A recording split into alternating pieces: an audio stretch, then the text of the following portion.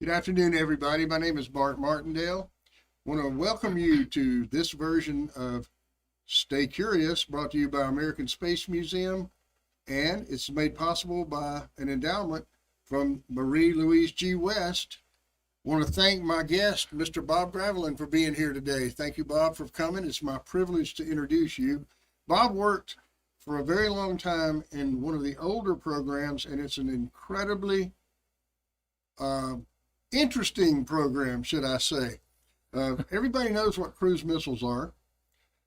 Cruise missiles are not really a new thing. We started working on similar things back in the 60s, and we're going to talk about that.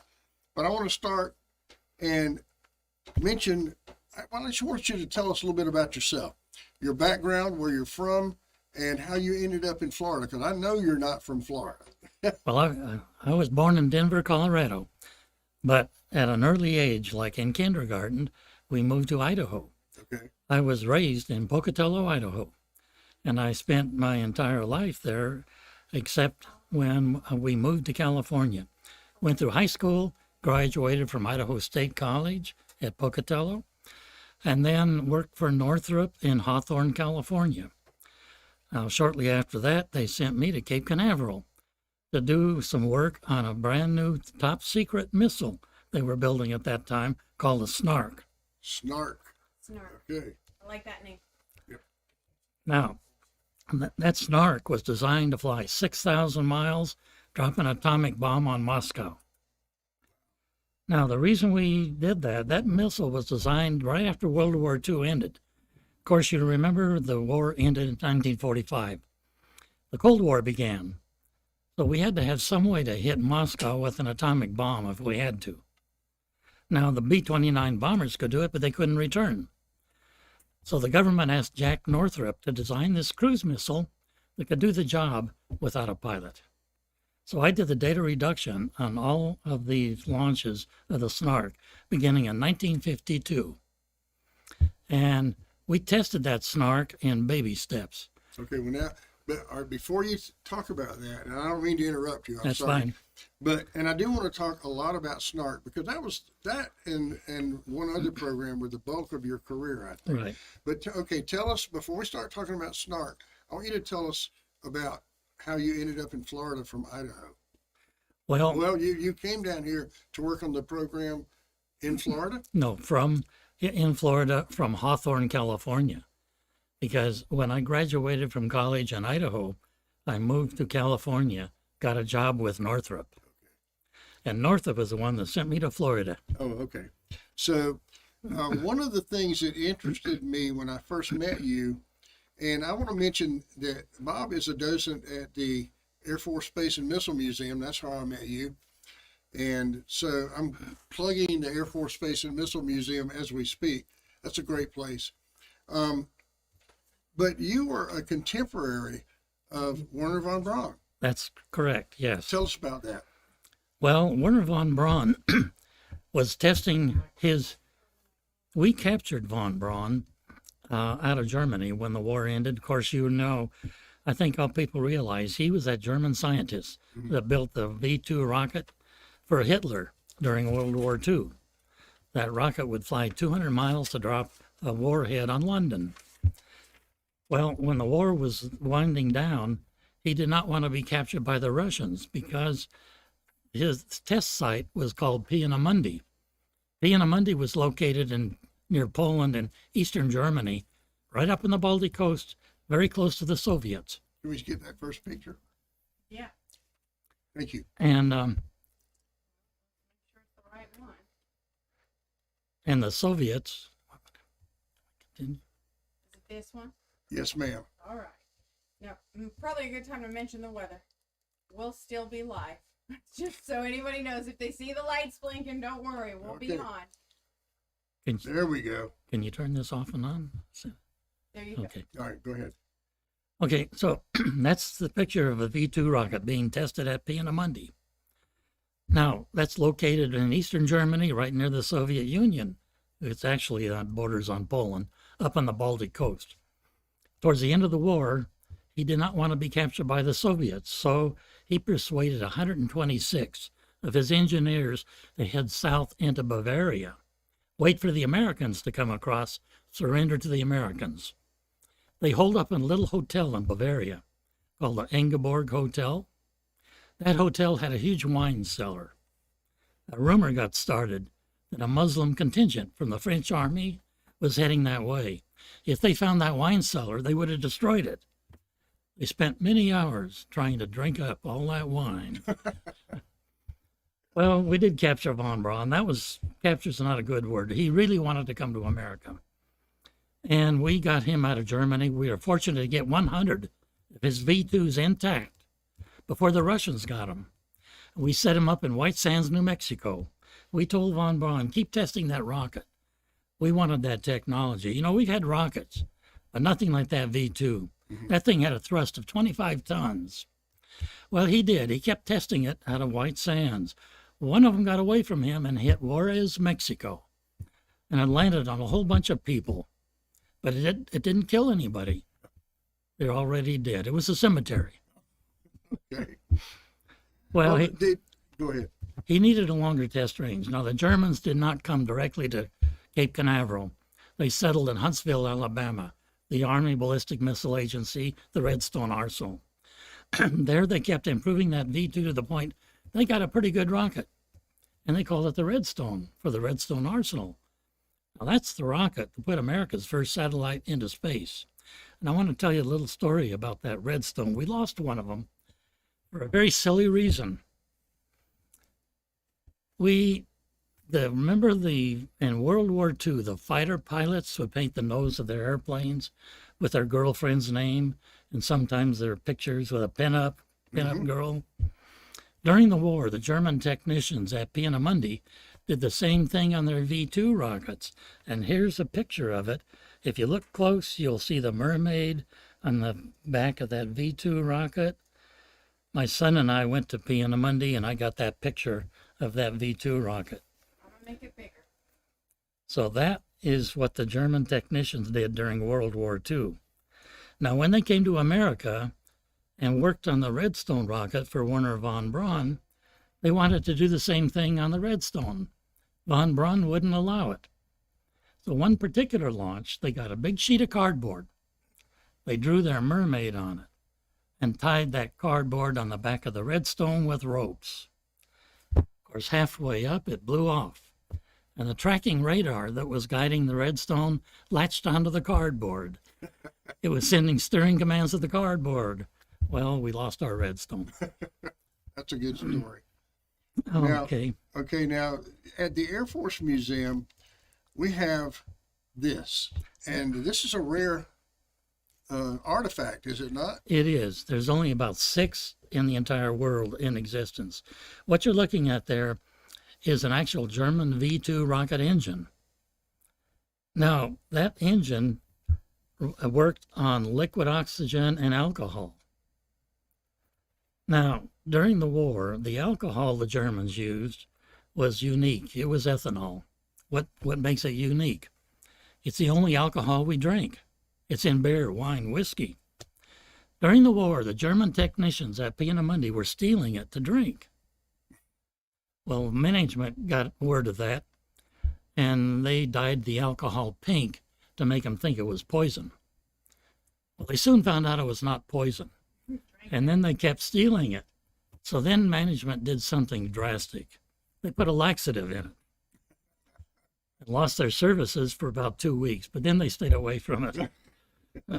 And now this engine is at the Air Force Space and Missile Museum. We are fortunate to have that, because that is very rare. How did we get it? Do you know how we got it? Well, it was left. No, actually, no, I don't. It was probably from one of the 100 V-2s that came from Germany. Right. After. But if you drive to White Sands, you can see about 100 of these engines, but they've been mashed. They've been all launched and recovered, but they've been. Well, while we're talking about Werner von Braun, did you ever meet him? I never met him, but I did some work for him. Okay. What I did, the range was contracted to do the data reduction on all of the missile launches for the contractors. And we will explain missile reduction momentarily. Oh. Okay, and they were building a brand new computer. Now, this is back in the 1950s. And they couldn't get that computer to work. It was down at the tech lab near Patrick Air Force Base. Jack Northrop knew that they couldn't get it to work, and that's how I got sent to Cape Canaveral, because I worked in a computer lab in Hawthorne, California. He sent me to Cape Canaveral to do the data reduction on the Snark missile. And we'll explain data reduction later. And so for von Braun, the work I did for him, he was having trouble getting his Redstone launch data out of the range. It took him 2 weeks from a Redstone launch. 2 weeks later, he would get a report from the range. Well, one of his lieutenants, his name was Ed Hennessy. He worked for Chrysler. Chrysler actually built the Redstone. Ed Hennessy came to my computer lab at Northrop and asked me if I could do the data reduction on the Redstone launch. And I got permission from Northrop to do that. And so I did. And instead of taking 2 weeks to get von Braun a report on his launch, I gave it to him overnight. And Ed Hennessy told me, he said, von Braun was very happy with that. And that was an occasion I could have met von Braun. I was young. My major regret, I just didn't want to bother. He was a busy man. Okay, now those are some great stories. I want to move on a little bit further into the future and talk about this. This is my missile. This is your missile. It is. It is. That is a Snark. And it looks like a rocket ship. You see those rockets burning there? Yep. Well, those were super powerful rockets. They had only one job to do. That was to lift the Snark off the launch pad and get it flowing, getting into the air. And those rockets burned for only 5 seconds. The thrust on each of those rockets was 130,000 pounds. So super powerful. After 5 seconds, they would drop off. The Snark would continue flying on its jet engine. Now, if you take a look at the Snark, you can't see the landing gear on there. But what we did, the Snark had landing gears, but it didn't have wheels. It had skids. And to save the government money, when we would fly the Snark downrange and bring it back and land it to save the government money instead of dumping it in the ocean. And that's where the skid strip came into being, right? Right. And today, even to this day, they still call it a skid strip.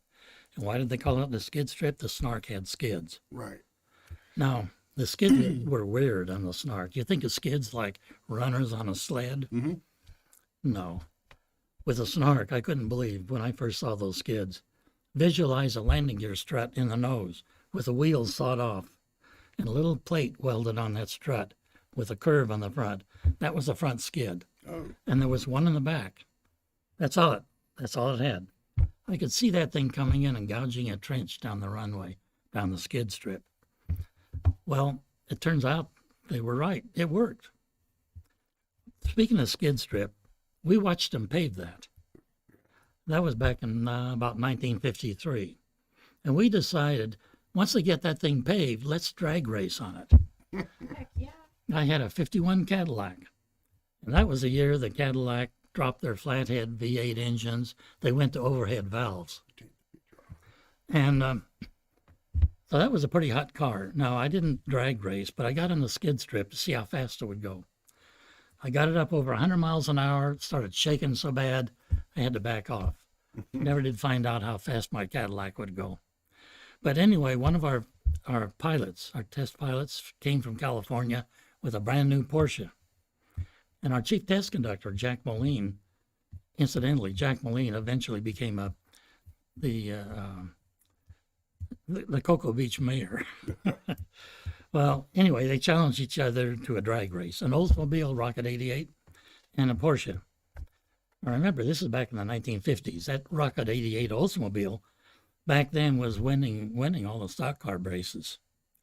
So who won the stock car race or the drag race on the skid strip? A Porsche or an Olds? I'm guessing the Oldsmobile. Yes, the Olds beat it, but the Porsche beat it in top speed. Well, that's probably a good thing. How long is the skid strip? Do you know? Yes, it's 2.5 miles. 2.5 miles. Yeah. And they still use it as an airplane, as a runway. It's used quite regularly. Yeah, they have airplanes come in. These big cargo planes come even today delivering missiles, missile parts. Right. And the planes are big enough now, they can carry full missiles. Well, now, the times that I understand, the times that President Kennedy came to visit, that's where he landed. Is that right? Or no? Kennedy, did we have? Yes, he did. No, actually, he came in the 60s, I believe. Yes. Okay, we had the landing strip for the space shuttle. Well, the shuttle wasn't there at that time, so I think you're right. Yeah, he landed on the skid strip. Okay, now, you have explained this to me before, and tell me if I'm wrong. You would launch the Snark at the beginning of the test program Right. and fly it a short distance and then override the navigation and bring it back To land it at the skid strip. at the skid strip. And then get gradually further and further Right. away. How many times did that happen? Well, the first place we would fly it to was Grand Bahama Island. Okay. The chase plane would be waiting for it to override the guidance system, turn around, bring it back, and land it. Okay. Then we go to Eleuthera, San Salvador, Puerto Rico, Antigua, eventually Ascension Island off the coast of South Africa. That was our target, 6,000 miles away. And it took us from 1952 all the way to 59. We finally hit our target. Just as we did, it was obsolete Oh, really? because being an air breather, it was close to supersonic, but not quite. It took 10 hours to go that distance to 6,000. Yeah, to hit Moscow. In 1959, our ballistic missiles came online. Instead of taking 10 hours to do that job, they can do it in 30 minutes. Oh, my goodness. So my Snark became obsolete. I want to tell you about one particular flight. We flew down to Puerto Rico, and the chase plane was there to turn around, bring it back, and land it on the Cape. Can we show that picture of the Snark with the chase plane? With the chase plane? I'm not sure. That... There it we is. go. There we go. Okay, there's the chase plane guiding our Snark back to the Cape. Well, this one particular launch, the Snark kept flying. It did not respond to the command from the chase plane, and we didn't know what to do. It was out of control. We contacted Ramey Air Base at Puerto Rico. We told them to scramble your fighter planes and shoot it down, because we didn't know. Well, they did, but they couldn't catch it because that thing flew about 50,000 feet just below Mach 1. It disappeared over the horizon, and that's the last we saw of it for 25 years. We found it Really? in the jungles of Brazil. I think they're still worshiping it. Oh, my goodness. Okay. Well, now, the picture that we've had in the background is a restored Snark that's Yes. in Hangar C, That's right. which is part of the Air Force Space and Missile Museum. Is this a special one, or is it just, this is your baby? It was no. Well, I mean- there were over 100 babies, But, okay. but no, this is not a special. But it's just indicative of what the Snark looked like. And the thing that's unique about the Snark, it carried an atomic bomb. Where did it carry it? The nose of that Snark missile was the atomic bomb. When it got near the target, there were 3 explosive bolts that held the nose on. The guidance system would send a command to fire those explosive bolts, and that would drop the nose onto the target, and it would just take a ballistic parabolic track down to the target. That's how we bombed. That was the plan. But it basically was very similar, if not the same, as our current cruise missiles in a lot of ways. That was a cruise missile, Yeah. yes. And then and we had others that were developed over the years. But now when the Snark program ended, because it became obsolete, Right. what did you do? Well, I went back to California, Okay.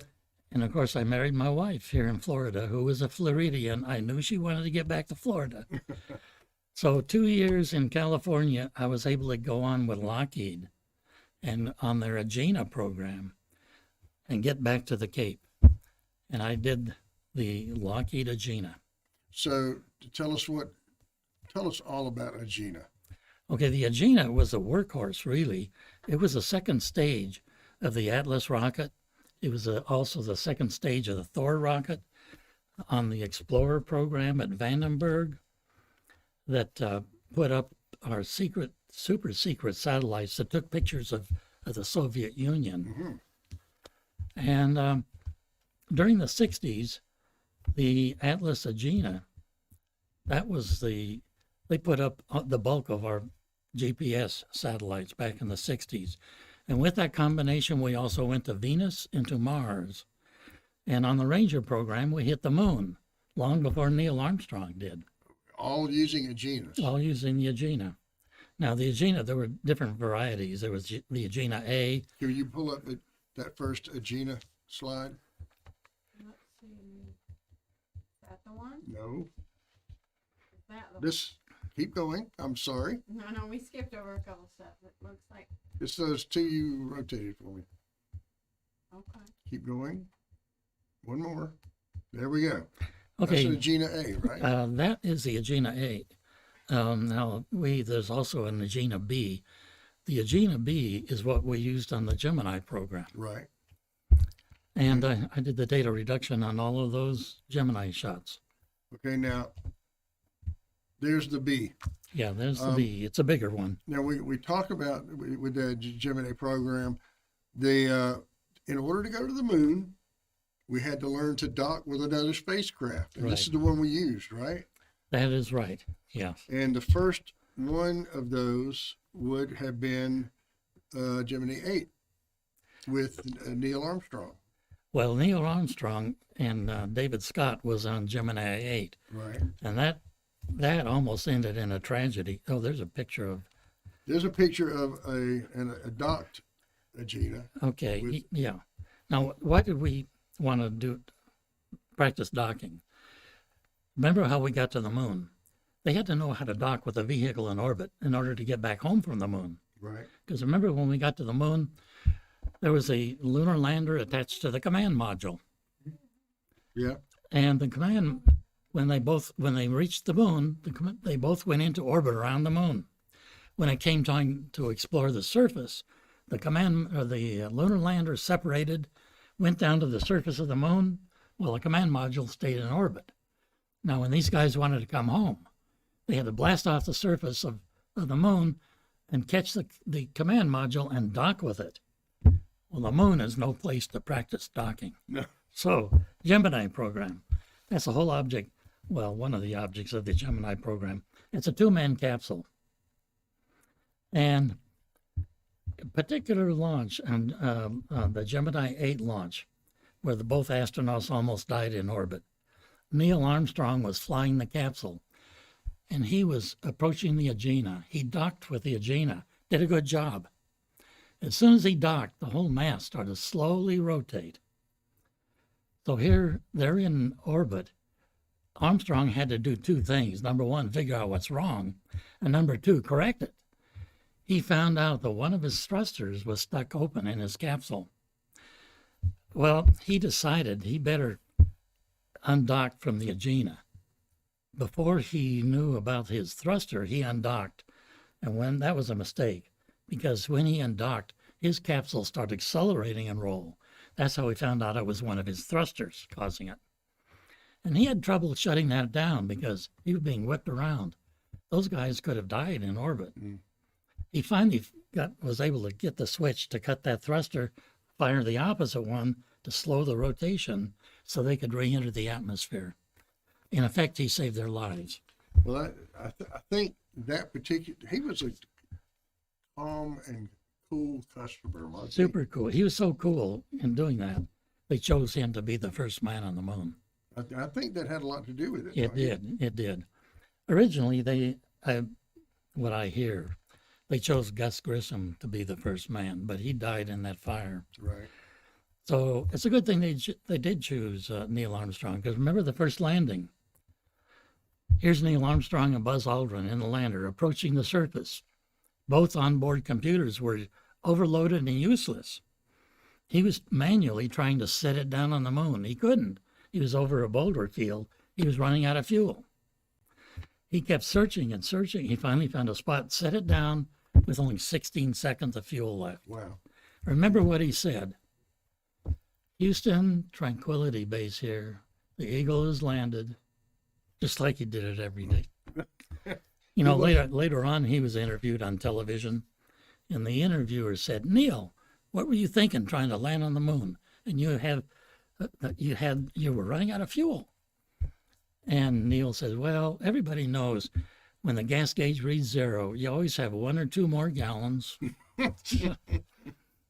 Okay, now one of the things that you have mentioned a couple of times, and I want you to explain it, is data reduction. Right. Because that's what you did. Right. That was your primary job with all of these programs. And let's pull up the first of those black and white. There we go. That was it. Okay. Now, excuse me, most of our viewers are watching on a laptop. Right. And this was probably a relatively small computer back in those days. They were big. It was, yeah, there were monster machines, and there were IBM machines. You know what that means? Business machines. Yeah. These machines, we had to trick them into doing scientific work for orbital and for data reduction. And remember, these machines were designed back in the 50s. They had no transistors in them. And that one tall machine that you see in the corner over there, that was our multiplier divider. That was electronic, but it used for a memory vacuum tubes, tiny vacuum tubes. There were other memory units in that conglomeration you see there, but they were all mechanical. They were mechanical wheels that turned like an odometer. And it was state-of-the-art back then. It was super fast. It would do 150 multiplications in 1 minute. So I had to wire the boards on those machines and set out the code that I could use to tell the machines what to do in order to do the scientific work. Back in those days, there were no machines that would give you a square root. Today, you have a little handheld calculator. You push a button, you get a square root. All the square roots. Well, there was no machine that could do that back in those days. Wow. So I helped figure out. I used a mathematical Newton's iteration to do square root, so that my IBM equipment could do square root, and also do the trigonometry functions, sine, cosine, and expand infinite series, so that we can do the data reduction. Now, okay, what's data reduction? Every missile sends out a radio signal. Embedded in that signal is information concerning every single subsystem on that missile. It has information concerning what each of those systems and subsystems are doing. When that was recorded on the ground, it was on photographic paper. And it meant nothing. It was gibberish. It just got a lot of squirrely lines. So that had to be interpreted, those lines. And remember, my machines used punch cards. So I had a group of girls that punched cards based on what those lines did. And I used those cards to run through my machines that would take the information that the line did and apply a calibration curve to it. And that calibration curve had to be represented by a mathematical equation. So I had to develop that. And so that's how we change, in a nutshell, we change gibberish to English. That's data reduction. Well, now, for those of us whose head is about to explode, does that make sense to everybody? Hello? I don't know how it works. I'm thinking maybe that goes a long way toward explaining why I would call you a rocket scientist. Okay, I'm thinking, okay. Well, now, we've gone through basics of your career. One of the things that is so memorable to me from the training that I was involved in that you did at the Air Force Museum are some of the stories you told. Mm-hmm. And I'm going to get you to tell some of those now. Can I give you an intro into a story, and do you tell us about it? Go Okay. ahead. Sure. Now, you told us about the Redstone, Right. which I think is a great story, with the cardboard being locked onto by the radar. What about, did you have any experience with the primates, the monkeys that flew? Yes. Tell Well, actually, not not career experience. not real experience, but I can tell you about the monkeys. Okay. Well, Ham. Ham. You probably heard about Ham, one of our monkeys. He was a chimpanzee. I call them monkeys. Why do we want to put a monkey into space? Back in the early days, we had no idea what a weightless condition would do to your body. Maybe you couldn't breathe or couldn't think. So we trained the monkey to do a certain job on the ground to see if he could do it in a weightless condition. Well, we trained Ham, the company did, to do a certain job on the ground to see if he could do it in a weightless condition. He had a little capsule we put him in. He had a dashboard with colored lights. We'd flash those lights in a certain sequence. He'd pull a lever. If he did it right, he'd get a banana. If he did it wrong, he'd get a shock. Now, don't worry, the shock was just in his foot, just got his attention, didn't hurt him.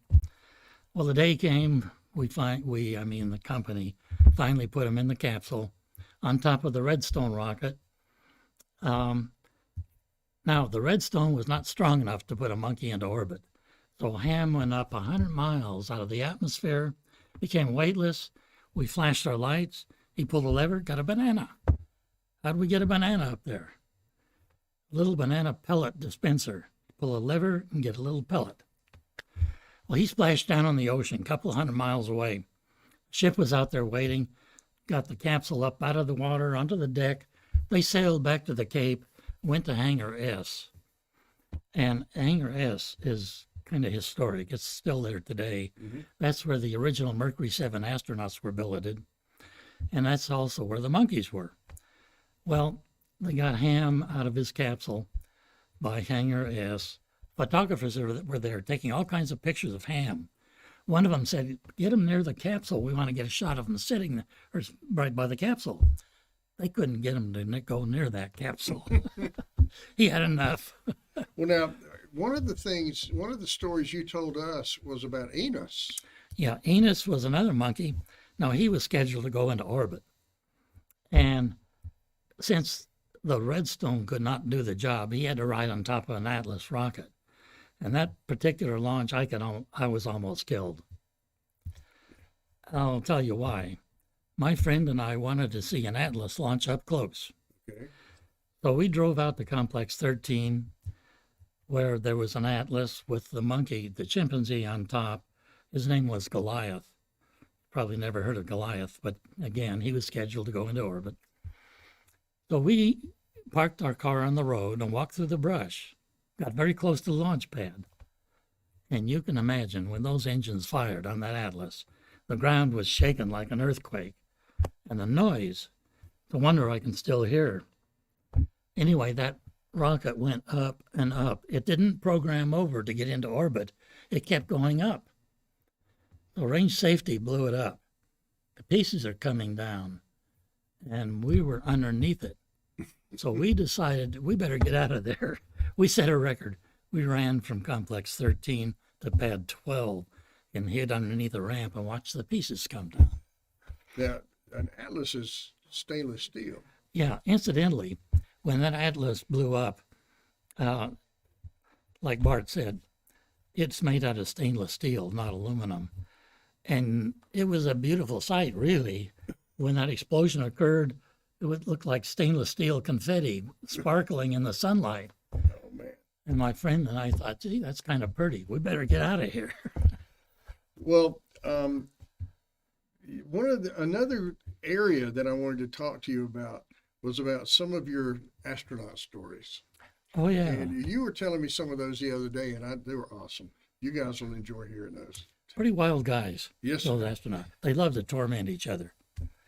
I guess you know, every astronaut was given a Corvette except one astronaut. That was John Glenn. Jim Rathman down here in Melbourne persuaded General Motors to lease Corvettes to these guys for $1 a year. Now, these astronauts were ex-fighter pilots and test pilots And they did not drive those Corvettes at normal speed. It was always top speed around the Cape. And they used to drag race on those narrow roads on the Cape. There was a security officer that was going to put a stop to it. He parked his patrol car sideways on one of the roads. And here comes Alan Shepard and Wally Schirra in their Corvettes, racing down the highway. And they slammed their brakes on before they hit that security car. And the security officer got out of his car. He drew his gun and walked around and pointed the gun to the astronauts and told them, "Get out of your cars. You're under arrest." So what did the astronauts do? They got out, but they disarmed the guy. And then they disrobed him. Disrobed him? Yeah. And then pushed his patrol car into the weeds. So how many days in jail do you think these guys spent? Not a minute. Not a minute. That's a good story. They were untouchable. I don't know, did you hear about what Alan Shepard did to his boss? What, to his boss? To his boss, Who yeah. was his boss? Walter Williams. The two of them were working on one of the pads. And Walter says, "Hey, Alan, I've got to give a speech in Cocoa Beach in 20 minutes. And I left my car on one of the other pads." So Alan said, "Don't worry, boss, take my Corvette." He tossed him the keys, and he sped off. What did Alan do? He gets on the phone, calls security. "Somebody stole my Corvette, and he's heading to the South Gate." And they were waiting for him down there. And when he got to the South Gate, they dragged him out of the Corvette, put him in handcuffs. So, would you do that to your boss? Maybe some people would like to. Possibly I would want to, yes. Okay. I want to finish up our conversation. I love listening to your stories. You work as a docent at the Air Force Space and Missile Museum. What is, I know you said that your favorite item there is the V2 engine because it's so rare. Right. And I'm telling you, there are a lot of really incredible things in that museum. One of the things that strikes me every time I walk in the door is the I Dream of Jeannie stuff. Yes. And that's because I loved I Dream of Jeannie. Mm-hmm. And that's another story. But what is your favorite Air Force Space and Missile Museum story? Do you have any good special? Well, yeah, I remember on the Agena program,